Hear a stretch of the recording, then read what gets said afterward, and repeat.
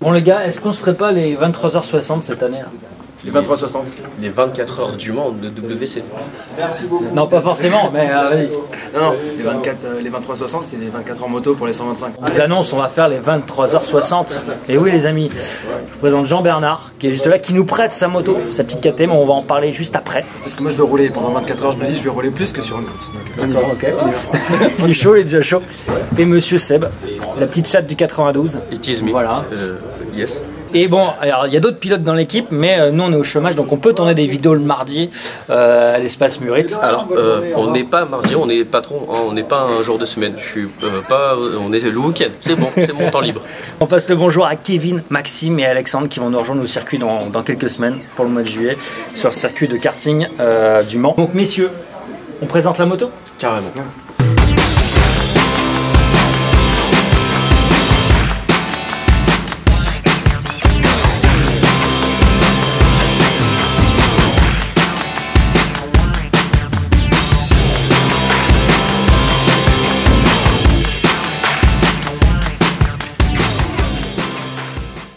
Alors, explique-nous quelle est la différence entre une moto que tu achètes en magasin pour aller sur la route et après pour la piste. C'est quoi la différence? Pas grand chose à faire. T'enlèves les feux, t'enlèves les plaques, t'enlèves les clignotants et puis ça te fait plaisir. Même tu viens par la route, t'enlèves les rétroviseurs et tu peux aller rouler à carreau. T'es tranquille. En 125 peut-être, mais tu te fais plaisir, c'est l'essentiel. Bon, le mec, lui, se fait plaisir souvent avec sa moto, donc il partage son plaisir avec nous pendant les 23h60 et ça, c'est génial. Voilà, c'est parti pour cette aventure. Et on va remercier l'Espace Murit qui va nous soutenir. Pourquoi? Parce que nous, on est quoi? On est des experts canapés. Oui, des tanches aussi. Ouais, on est des tanches, enfin ce que vous voulez. Donc il y a moyen qu'on finisse un petit peu dans le gravier ou qu'on jardine. C'est ça. L'un ou l'autre, Donc Plus de gravier, je pense. à voir. On verra là-bas. On va taper le gazon en tout cas. Le gazon a l'air Le but sympa. c'est de terminer, donc c'est pour ça que l'Espace Murit nous soutient dans cette aventure. Ils nous lâchent des pièces et des pansements. Et ça, c'est génial. Merci les Et gars. le pire, c'est que dans leur soutien, ils nous prêtent aussi un podium. Vous avez juste ici le podium que vous verrez dans la vidéo, c'est celui-là, tout simplement. Bon, merci les gars. Merci Espace Murit. Merci. Bon courage les gars. Des bisous. Faites un tour bouclé minimum. Allez, faites au moins ça. Hein. Entraînez-vous à la poussée. Hein. On va essayer. Regarde, ça grande. On n'y est pas encore les gars. Amore. C'est pas le même niveau là.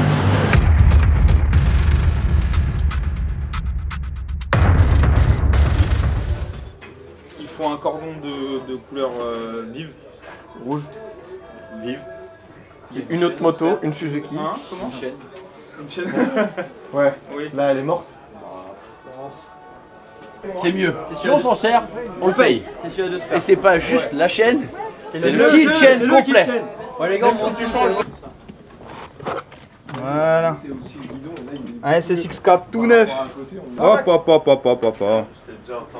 Corde à fond et le fait de passer la 4, tu peux à la limite passer la 4 à ce moment-là, parce que si vous la passez à la sortie, la 4, la moto elle sera plus relevée. Plus elle est relevée, plus vous êtes sur le moteur, vous lui cassez un peu les pattes. Tandis que si vous passez la 4 là, quand vous allez rebasculer à droite, la moto vous allez reprendre du régime et juste sur tout ce bout là, en fait il y aura un peu plus de watts. J'ai peur mais il y a un déclic. Il faut savoir qu'avec le DVR qu'il y a là, plus la fourche qui compresse, t'as qui comprime, t'as le sabot qui frotte.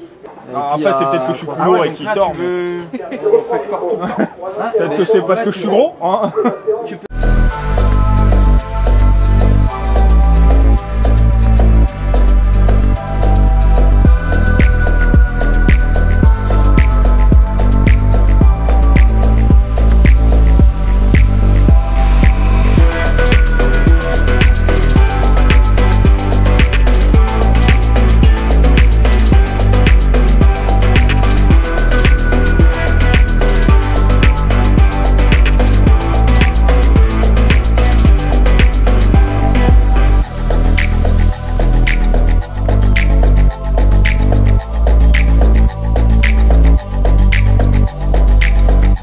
Commencé les essais il y a 1 mois et demi par les essais préparatoires et la moto était clairement pas à ce niveau là.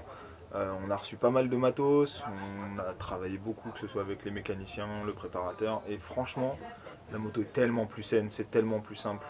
Là, cette année, la moto, elle est préparée par moi. C'est moi qui ai fait les petites modifications et du coup, ça change tout. Bah, au départ, on a fait oula. Ouais. Bah, quand on l'a vu, on s'est dit il y a un peu de boulot. Standards qui font que il faut que la machine soit comme il faut. Je suis à 100% avec eux. C'est-à-dire que tout ce que j'ai vu de A à Z, je suis confiant. Ils la règlent comme il faut, ils prennent en compte nos conseils, ils prennent en compte le fait qu'on est tous différents, qu'on a tous un pilotage différent, qu'on a un physique différent. Non, ils ont travaillé vite, on a déjà eu une petite chute. Alors c'est pas vraiment une chute, on a une petite perte de pièces inopinée. Ils ont réagi super vite. Donc, franchement, grand remerciement à Damien Sollier. Non,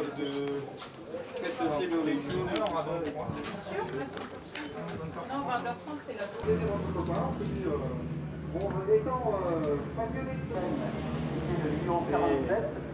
pour l'instant.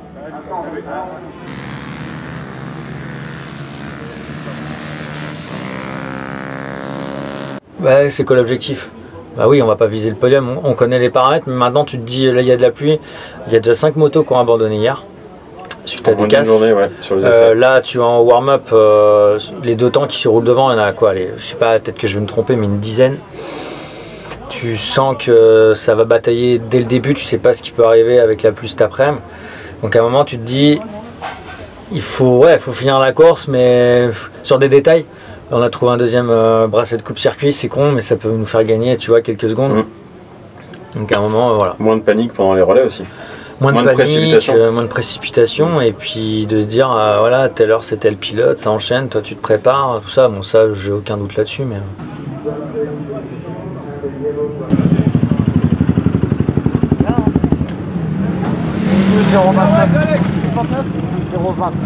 Oh, 0, une 12-0.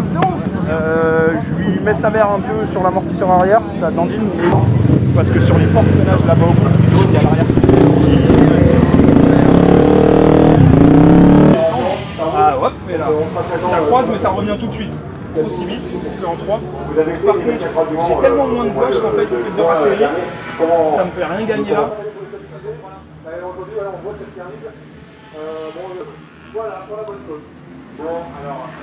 Un ressenti sur une prestation médiocre, ou du moins pas terrible par rapport au reste de l'équipe.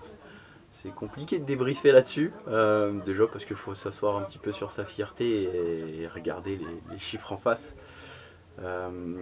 Surtout que je suis moins bon que ce que j'avais pu produire pendant les essais en mai. J'en ai un entre vous qui nique la moto, Sophie, entre mon ego et assumer le fait d'être un plan d'équipe et assumer la responsabilité d'être celui qui fait fermer le rideau à l'équipe, je vais m'asseoir sur mon ego, ça me va, au pire c'est pas grave. Pourquoi tu me touches? Dis-tu de se détendre. faut le détendre.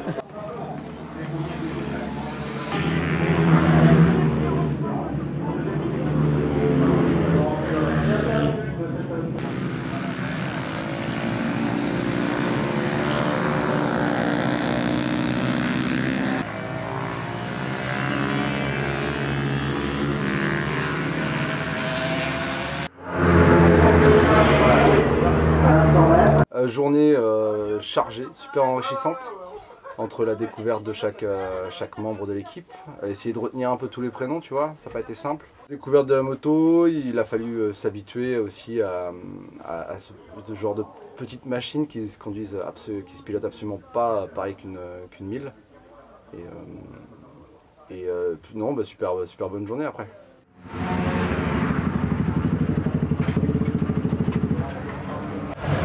Je descendais mes temps. Et en descendant mes temps, bah, je suis descendu sur le métier. Et on va dire ça comme ça. Voilà, j'augmentais mes chronos, enfin, je baissais mes chronos, je me sentais bien, dans un bon rythme. Ça allait de mieux en mieux, plus à l'aise sur la moto. Et un changement d'onde que je n'ai pas réussi à faire. J'ai fait un petit tour dans l'herbe. À mon avis, j'ai dû prendre de l'humidité. Le pneu était mouillé et sur le retour, je pense que sur le retour, il était mouillé. Sur un virage à droite, bah, j'ai perdu l'arrière.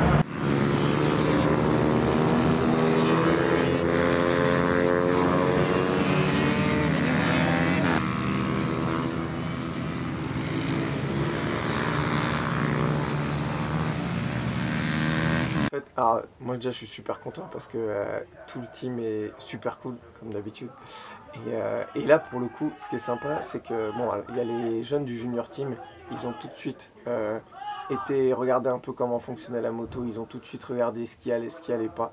Et puis après pareil, tous les pilotes, je pense qu'on s'est on s'est bien rencontrés tous et on forme un bon groupe.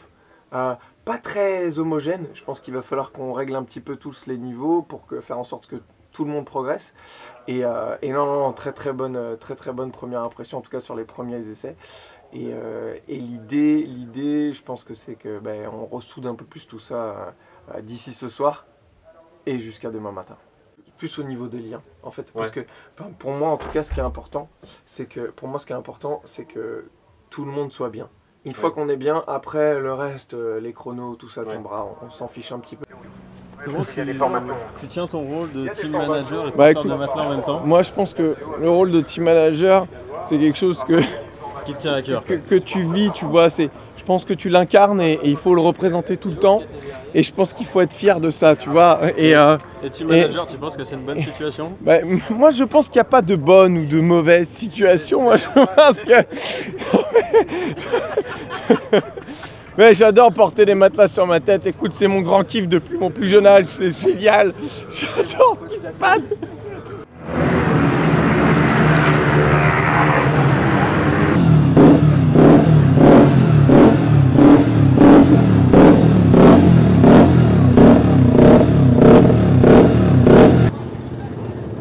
Et oui, nous, mesdames et messieurs, on brille sur la piste.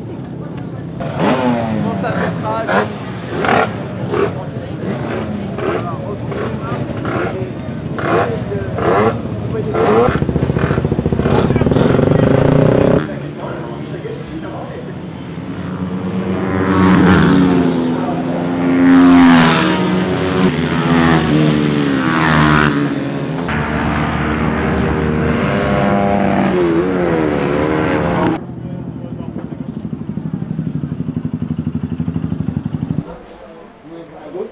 Bon, t'es prêt, Marlette, ou pas? Ouais.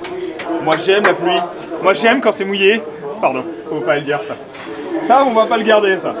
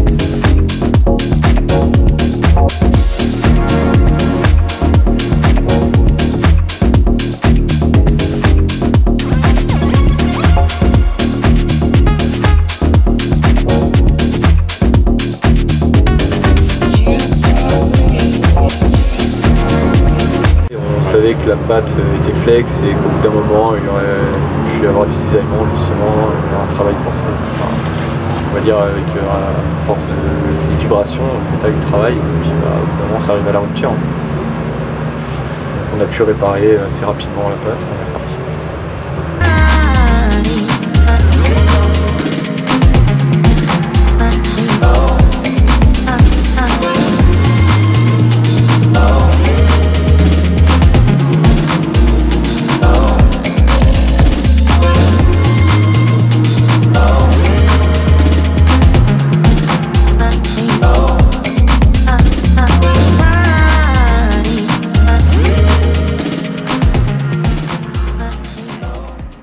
Alors moi c'est Elena, je suis la mascotte pour la soirée, pour animer et surtout pour m'animer moi-même parce que je commence à fatiguer. C'est les premiers 24 heures que je fais et je kiffe. J'ai pas envie de dormir, j'ai pris un petit Red Bull mais je sens que ça va être fatigué. Et comme je suis une pilote débutante, peut-être que d'ici 1 an ou 2, je dirais à Seb, Kevin, je dirais je peux participer aux 24 heures.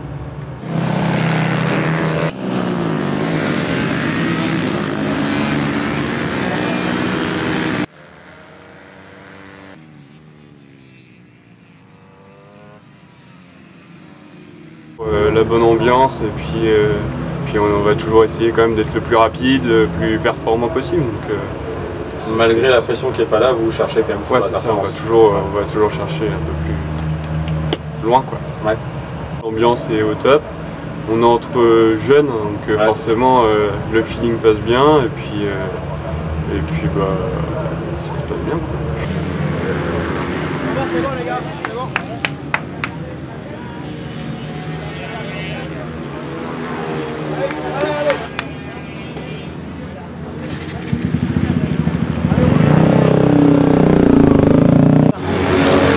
Franchement, putain les gars, je suis Rossi quoi.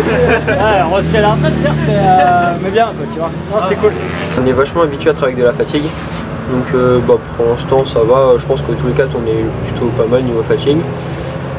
On sait gérer le truc, on a déjà fait des 24 heures à côté. Donc ça va. En termes de mécanique sur la moto, pour l'instant tout a l'air de tenir. Bon, il y a des petites bricoles mais bon, ça fait partie de la course. Et bah, si tout continue comme ça, il n'y a pas de raison que ça finisse pas quoi. Parce que nous c'est une course, les 24 heures avec le junior qu'on prépare mais pendant 6 mois. Ouais. Donc c'est vraiment le but, c'est les 24 heures, le moindre geste va avoir une importance on va dire. Toutes les pièces qu'on prépare en amont, il faut que tout soit bien réglé, comme ça s'il y a une chute, bah, on la monte et tout est nickel, ça peut repartir. Là c'est vrai que du coup bah, c'est un team amateur, du coup avec moins de budget, donc on va dire qu'il y a moins de pièces, tout ça, mais bah, on s'adapte. Ça sent le cerf. Il y a des relents de cerf comme ça, on fait. Il y a de l'expertise dans la. Bah ouais, honnêtement, avec les gars, c'est plus cool, il n'y a pas de pression, on fait notre travail et... Une envie de bien faire, sans obligation de résultat, ouais. C'est ça? Ouais, après même si, on verra, là, fait des 360. Qui sait, un podium, on sait jamais. Oui, on sait jamais. À chaque fois, donc tous les éléments de sécurité, qu'il n'y ait pas de fuite d'huile, que les niveaux soient bons. Au final, c'est des habitudes qu'on prend et au final, on le fait machinalement.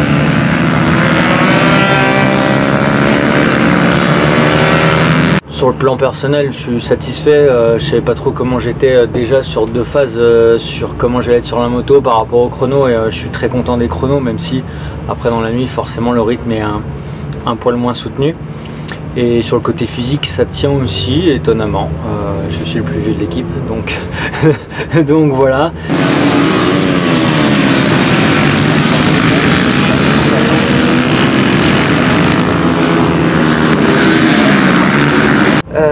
Je te dirais que là, si je m'écoutais, j'irais pas dormir tout de suite, mais je sais qu'à un moment donné, il va falloir se poser parce que sinon, la fin va être plus que compliquée. L'attention que tu portes au panotage, ouais, si tu veux le faire correctement, c'est épuisant. Faut être, bah, alors c'est pas compliqué, attention, hein, je dis pas que c'est, mais c'est voilà, c'est assidu et attentif. T'as pas 2 minutes de répit, t'as pas 2 minutes de distraction, ou alors tu loupes un truc quoi.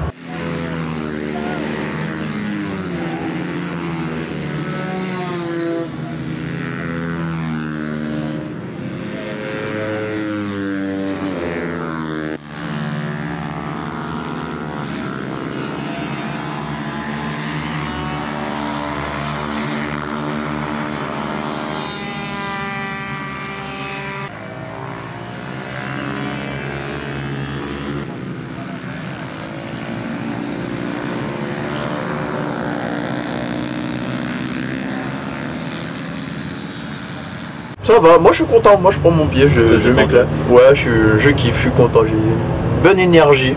J'espère la garder le plus longtemps possible parce que je sais qu'il y a un moment le bouton il va faire off et là je vais m'écrouler.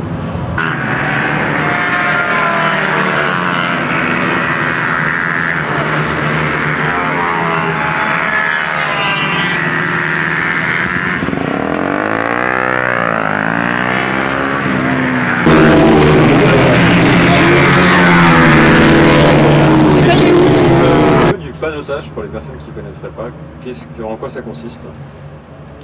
À avoir un œil toujours sur le pilote au cas où s'il y a une glissade, une dérobade pour pouvoir être les premiers à prévenir. Vérifier les chronos surtout pour les tenir informés, qu'ils sachent s'il y a un petit souci ou faut y aller ou t'es bien, reste tranquille comme ça, régule, tranquille. Donc ça leur donne pas mal d'informations quand même, y compris quand il faut sortir du stand pour changer de pilote, au moins ils n'ont pas à avoir tout ça en tête et puis on leur indique tout, quoi. Donc c'est pareil, c'est utile, très clairement c'est utile.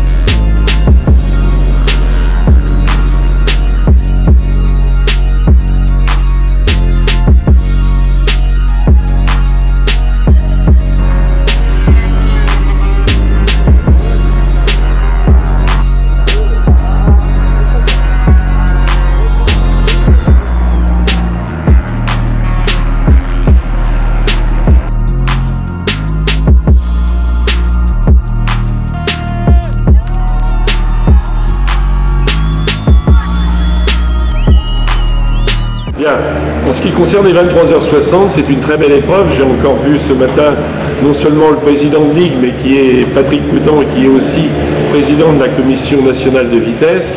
Je sais qu'au niveau de la fédération, les 23h60 sont regardés d'un très bon œil. Il est bien évident qu'à ce stade des discussions, des bilans, il va nous falloir effectivement réfléchir, parce que ça a pris une telle ampleur, ça a un tel volume qu'il faut absolument que nous trouvions soit un copartenariat, soit effectivement que nous discutions d'une manière ou d'une autre. Mais je souhaite vivement que les 23h60 perdurent et existent encore en 2022, et je peux vous garantir que je vais mettre toute mon énergie pour qu'effectivement il y ait une 11e édition. Regardez à 14h30 le regard vraiment des gens, non seulement qui arrivent sur la moto, mais des gens qui sont dans les stands, des accompagnateurs qui seront là-haut et tout. Vous allez voir le bonheur qu'on ressent. Il y a un tel pétillement, il y a une telle pétillance, c'est le bonheur, quoi.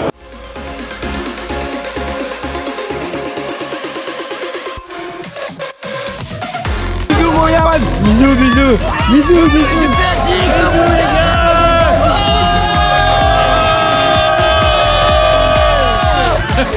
Bon bah l'année prochaine hein.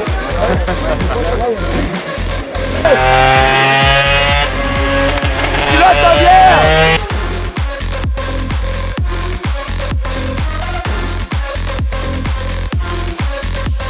Accroche tes mains à ma taille. Je suis un soumetteur. Un soumisseur. J'ai réussi la grande voile et j'ai quelque chose sous le vent. On n'en connaît pas les paroles.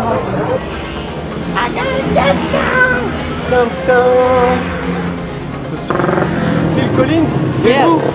Oh my god! Ah, je suis un fan! Juste un message. Venez avec moi.